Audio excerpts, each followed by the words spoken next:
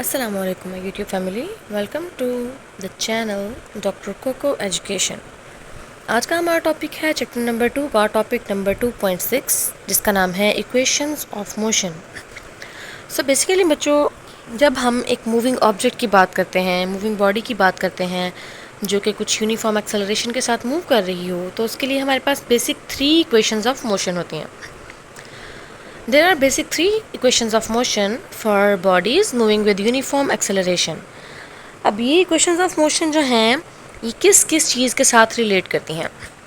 So these equations relate initial velocity, final velocity, acceleration, time and the distance covered by a moving body. To simplify the derivation of these quantities, हम assume करते हैं कि अगर हमने derivation इन equations की find out करनी हो, उनको simplify करना हो, तो उसके लिए हम क्या अज्यूम करते हैं कि जो मोशन ऑफ द ऑब्जेक्ट है वो क्या है, अलोंग अ स्ट्रेट लाइन है। ठीक हो गया। अब उस कंडीशन के लिए हम डिस्प्लेसमेंट की वैल्यू, वेलोसिटी की वैल्यू और एक्सेलरेशन की वैल्यू लेंगे। Consider a body is moving with initial velocity V I in a straight line with some uniform acceleration A. फर्ज करें एक बॉडी है वो with some initial velocity V I move कर रही है with uniform acceleration. Uniform acceleration mean कि with the passage of time acceleration change नहीं हो रहा, सेम है, कांस्टेंट है। इक्वल टाइम इंटरवल में इक्वल जो है वो वेलोसिटी के साथ ऑब्जेक्ट मूव कर रहा है। Its velocity becomes V F after the time T. Time T कुछ टाइम गुजरा और उस ऑब्जेक्ट की वेलोसिटी वी आई से वी एफ हो गई, फाइनल वेलोसिटी हो गई। The motion of the body is described by the speed time graph as shown in figure 2.26 by the line AB. अब motion of the body जो है वो हमें speed time graph नीचे दिया हुआ है फिगर, हम उसको देखते हैं by the line AB. अब जो slope है उस line AB की वो हमें क्या देगी, acceleration देगी। और अगर हमने टोटल डिस्टेंस कवर निकालना होगा उस बॉडी का तो हम शेडेड एरिया से निकालेंगे। उस स्लोप के अंडर जितना एरिया आ रहा है बेसिकली वो हमें डिस्टेंस कवर्ड बताएगा। ठीक हो गया बच्चों। अब सबसे पहले हम उस डायग्राम को देखते हैं, उसके बाद हम अपनी फर्स्ट इक्वेशन ऑफ मोशन की तरफ आएंगे। ये है बच्चों हमारे पास इक्वेशन ऑफ मोशन के लिए फिगर जो कि है स्पीड टाइम ग्राफ का। अब देखिए बच्चों, तो आपके पास ये ओ आ गया रेफरेंस पॉइंट। आपको एक हॉरिजॉन्टल एक्सिस पे टाइम दिया गया है, टाइम एक्सिस है, और वर्टिकल साइड पे क्या है, स्पीड, वेलोसिटी। क्लियर हो गया बच्चों।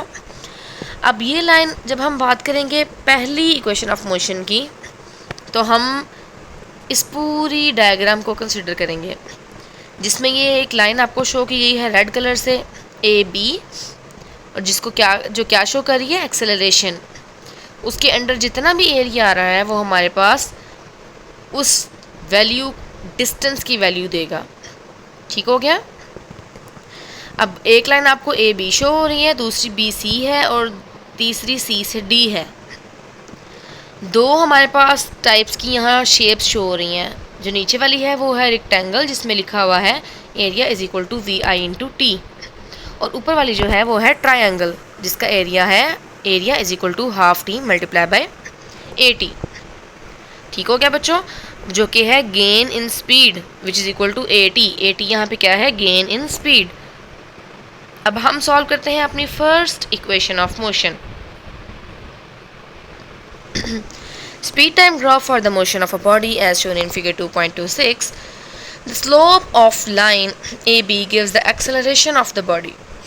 Slope of line A B क्या है, उसको हमने कह दिया ए, जो कि किस किस के इक्वल है, B C over A C. A B is equal to, A B किसके इक्वल है, B C over B C के इक्वल है, ओवर हमने क्या देखा, ए सी। ए सी यहाँ पे क्या है, ये दूसरी वाली लाइन ए बी, ये एक्सेलरेशन वाली लाइन आ गई, ए बी सी इसमें इन्वॉल्व है और ए सी वाली लाइन इन्वॉल्व है, मतलब ऊपर वाली ट्रायंगल इन्वॉल्व है इसके अंदर। नेक्स्ट हम बात करते हैं कि बी सी किसके इक्वल है। तो बी सी बच्चों किसके इक्वल आएगा, B C is basically equal to B D minus C D. हमारे पास टोटल लाइन बच्चों क्या है, बी से लेके डी तक पूरी लाइन है ना, तो अगर हमें बी सी चाहिए हो तो हम लिखेंगे कि बी डी में से अगर हम सी डी माइनस कर दें तो हमारे पास बी सी की वैल्यू आ जाएगी। बी डी पूरी लाइन है, इसमें से अगर हम छोटा पार्ट सी डी वाला माइनस कर दें तो हमारे पास आंसर आ जाएगा बी सी का। तो इसको मैं लिख सकती हूँ कि बी सी किसके इक्वल आएगा, B D minus C D minus B C. ठीक हो गया बच्चों? तो हमारे पास इक्वेशन आ गई B D minus C D over O D. A C और ओ डी इक्वल है, वो किस तरह? डायग्राम देखें तो जितनी वैल्यू ए सी की है उतनी ही वैल्यू ओ डी की भी है। ए सी और ओ डी आपस में इक्वल हैं और ओ डी किसके इक्वल है, टाइम के, टी के इक्वल है। अच्छा जी, अब as B D is equal to V F, B D क्या है हमारे पास, फाइनल वेलोसिटी, और सी डी क्या है, इनिशियल वेलोसिटी। ओ डी हमें टाइम एक्सिस पे दिया हुआ तो वो टाइम की वैल्यू आ गई। तो हमारे पास फार्मूला क्या बनेगा, A is equal to values put करेंगे तो V F minus V I over T. B D की वैल्यू वी एफ किस तरह, डायग्राम देखें, बी डी राइट साइड पे है, लेफ्ट साइड पे है तो स्पीड की वैल्यू क्या दी हुई है, वी एफ। सी डी, सी की वैल्यू बिल्कुल जाएं अपोजिट साइड पे, स्पीड वाले एक्सिस पे है तो क्या वैल्यू दी हुई है, वी आई। और ओ डी क्या है बच्चों, टाइम, टाइम एक्सिस पे है टाइम। तो ये हमारे पास इक्वेशन बन गई, A is equal to acceleration is equal to V F minus V I over T.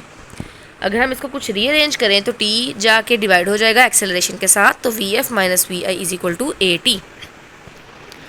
On the other hand अगर हमें वी एफ की वैल्यू चाहिए हो तो वी आई उस दूसरी साइड पे आके प्लस हो जाएगी, तो V I plus A T हो गया। ठीक है बच्चों, ये था हमारा आज का लेक्चर। नेक्स्ट लेक्चर में हम देखेंगे equation of motion, second number वाली, second equation of motion. Thank you बच्चों, अल्लाह हाफिज़।